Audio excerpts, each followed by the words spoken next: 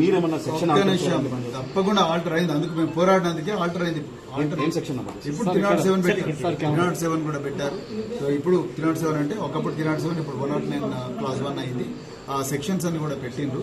So ఇక్కడ issue ఏంటంటే ఇప్పుడు ఆయన్నేమో దాడి చేసి బాజాప్తా పట్టపగలే దాడి చేసి 40-50 మందితో దాడి చేసి ఆయననేమో నార్సింగి పోలీస్ స్టేషన్ నుంచి ఛాయ్ బిస్కెట్ ఇచ్చి ఆయనకేమో 41 year నోటీస్ అంటే 35 clause 3 BNS నోటీస్ ఇచ్చి పంపించిండ్రు.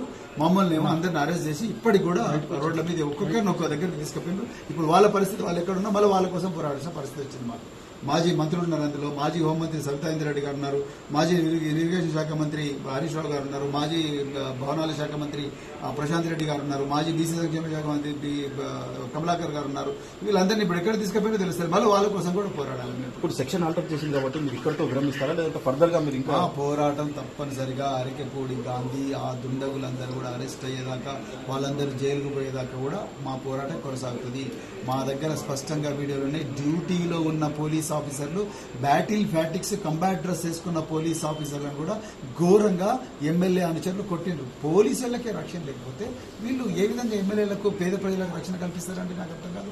పోలీసులనే కొడుతున్నారండి. ఆయన కూడా పోలీసులు వాళ్ళని వదిలేసి ఎట్లా వదిలేసిండ్రు? అంత కొట్టిన పోలీసులు మరి అరకపూడి గాంధీని జైలు పంపించాలిగా, వాళ్ళు కొట్టిన వాళ్ళందరినీ జైలు పంపించాలిగా, ఎట్లా పంపించలేదు? వీడియో ఎవిడెన్స్ ఉంది కాదండి.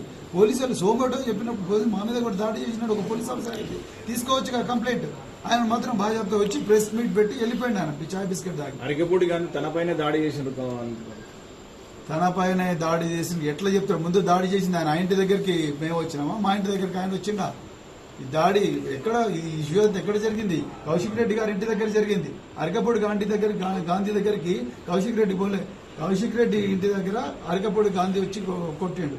వాళ్ళే 100 మంది వచ్చి కొట్టిండ్రు. అంత అసలు అంటే ఆయన అసలు స్టేట్మెంట్ ఇచ్చే అవకాశం కూడా ఎట్లా ఇస్తున్నారు పోలీసులు?